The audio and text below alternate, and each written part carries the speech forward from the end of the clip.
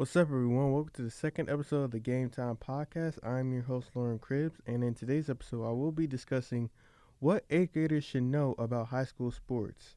Before we get into it, please rate Gametime Podcast 5 stars on Apple Podcasts, Spotify, iHeartRadio, Google Podcasts, Amazon Music /Audible, and Castbox. And if you're watching this on YouTube, please hit the like button and subscribe to the Gametime Podcast. Now let's get on to today's subject. Now, one of the first things I want to talk about is the difference between high school football and middle school football. Now, I'm just going to cut to the chase and say high school football is a totally different animal than middle school football. One of the biggest differences between high school football and middle school football is that when you're in high school, you're playing other teams within that state. There ain't no, I'm going to stay in city limits and play other football teams inside that city. Though you're going to have those schedules where you're going to play other inner city teams, but you majority will be playing other teams within your division in that state. And if you in middle school, you should already know, you're only playing other middle school teams within that city. Like, you're never going to have that chance to play other middle schools within that state because I'm not entirely sure if the state allows middle schools to play other middle school teams. Imagine if they did. Middle school football would be weird. Like, absolutely weird, man, at that point. But another thing for sure is that when you're in middle school football, you're only playing for city championships. City championships matter just for that city. Like, oh yeah, we won the city championship. We're the champions of the city. Hey, that's fine and cool and all. But once you get into high school, now it's bigger. It's no longer just the city. Now you're going to go for the state title. And believe me, all the freshmen, all the sophomores, all the juniors, all the seniors, they want that state championship more than anything else. Well, not anything else, because I'm sure they want those scholarship offers as well. But they want that state championship that will tell that state that we were one of the best football teams in that state for years to come. Another thing that eighth graders should also keep in mind is that once you get to high school, I promise you this, do not mess around. When you first get to high school, do not mess around when it comes to football because they're not going to play around with you. If you sit there and you mess around, you miss practices, you're basically setting yourself up for failure. Because once you get into high school and you're a freshman and you're one of those freshmen that play around, the seniors are not going to take you lightly. You're going to piss off everybody that's older than you. Because if you're playing around in practice, they're going to know that you're not serious. And if you're not, they won't be able to trust you on that field because you over here, you're playing around in practice. You're not watching film and you're doing other things that will get you in deeper trouble instead of doing the right thing. They're not going to let you on that field because you're going to be the most untrustworthy person at that point in time because let's say it's an important game situation that's going on and they need you on that field and every senior upperclassman will see you on that field and they will think he's not ready because you decided to do a bunch of other things than besides watching film, going to practice, trying your best in practice and not getting yourself in trouble. They're not going to trust you in that situation. And this goes hand in hand. If your own teammates cannot trust you in a game situation, what makes you think a coach will trust you in a game situation? It will go wrong for you so quick. So you better be ready when you come into high school because you're going to be in that depth chart for a little bit and then you will eventually rise to be a starter. As long as you don't mess around in the classroom, do what you're supposed to do, show up to practice on time, and practicing the position that you're going to be playing, you're going to be fine. And both your coaches and your teammates will see you as a trustworthy person if you do those things.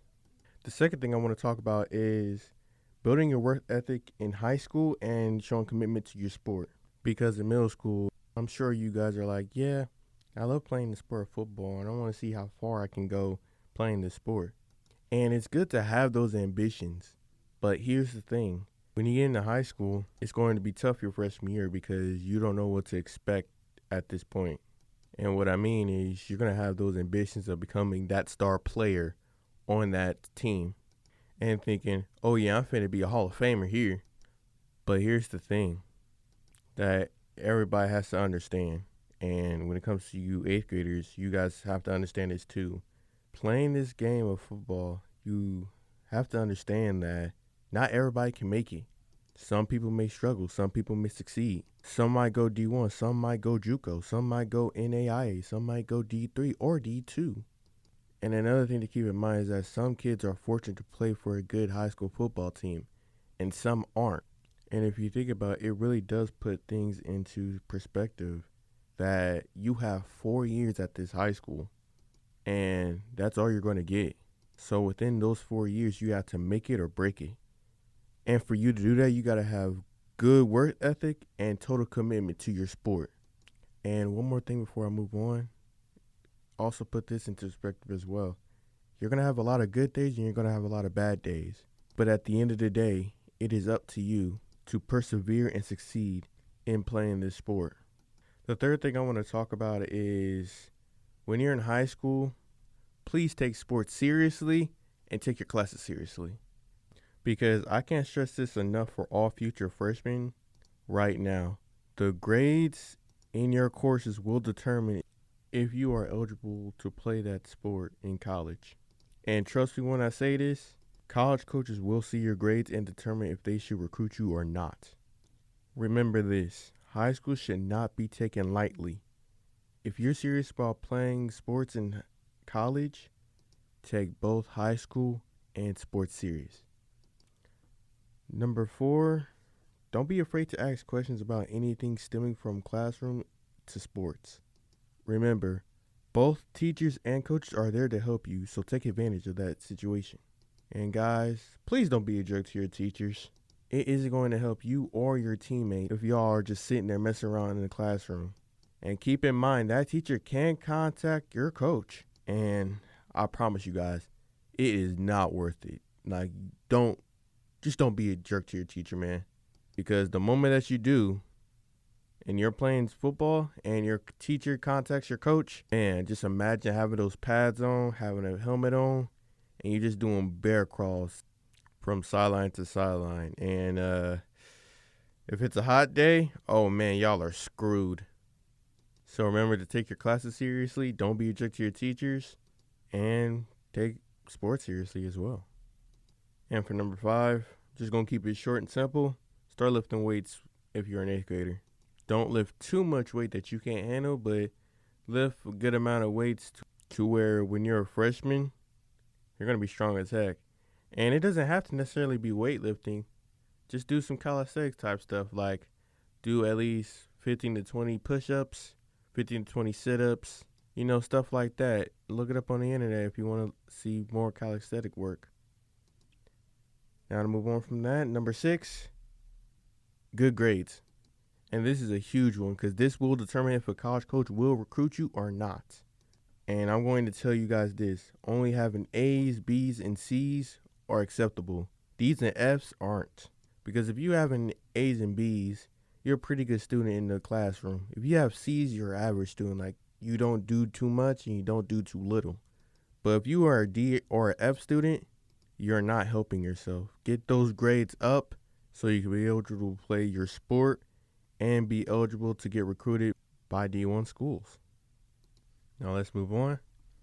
Number 7, and this is a huge, huge one. Watch who you hang around. Now let me tell you why this is a big topic. Watching who you hang around can either help you or destroy you when you're in high school. Because not everyone is out there for your best interest.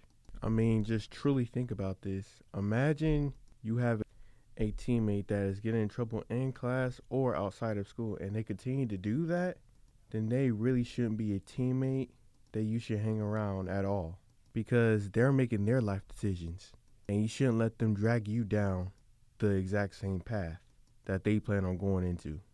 And this isn't just for teammates, this is also for classmates as well, because if they also making bad decisions as well, you shouldn't hang around those people. If they intentionally are gaslighting you, that's someone that you should definitely not hang out with, because they're gaslighting you to make you do dumb stuff and to get you in trouble. At the end of the day, it's not worth it. You're going to sit here and throw it all away just do cool, dumb stuff with that friend that is known to get in trouble. And like I said, mind you, you're in high school. So anything at this point in time, you can get charged.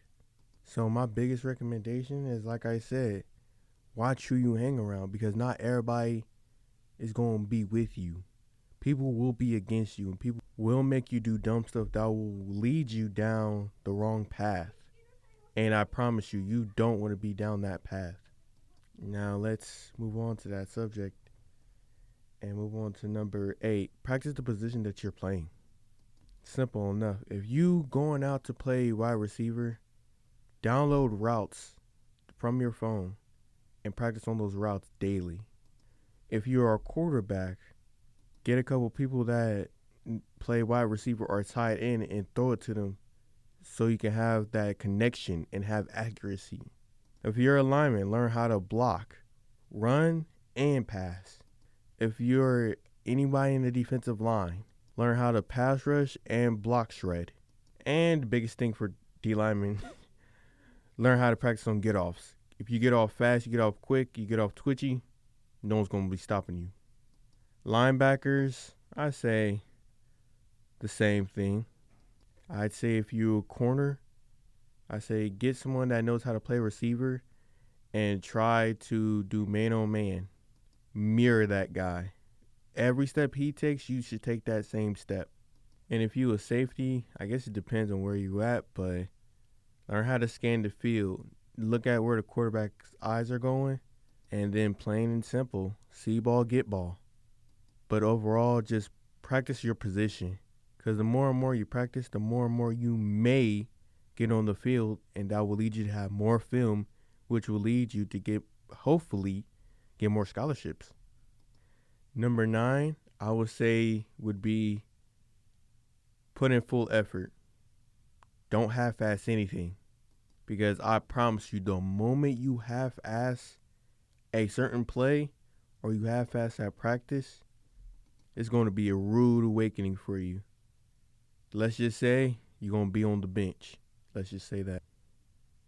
Now to number 10. Pretty simple, pretty straightforward. Believe in yourself. Don't let someone tell you that you're not good at playing this sport.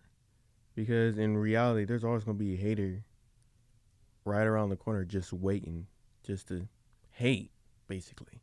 And if you know yourself, you know what you could do on the field, and you know how hard you train, you know how hard you practice, and you have nothing to prove to that guy.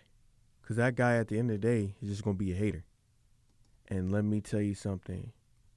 Once you have that confidence and you believe in yourself, ain't nothing that person can say that can break you.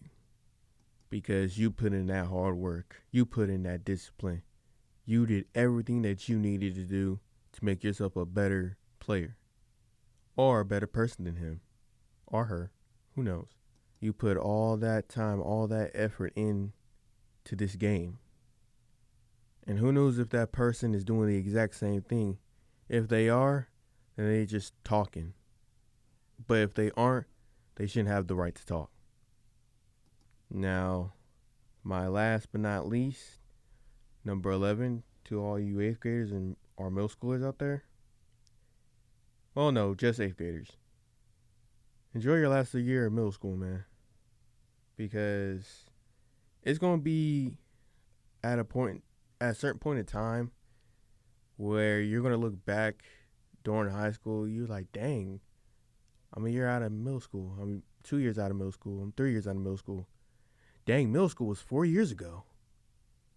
And, you're going to miss it a little bit. Because it's like, hey, you were still a little bit of a kid. You're a little bit into a teenager at that point in time. But it's still a good experience to go through. And I'm just saying, once you go into high school, and once you become a freshman, better be ready. Because, man, I'm telling you, it's going to be a rough first year. And that's just how it is. But I would say for sure that once you become a freshman and you do everything that you needed to do as a freshman, the next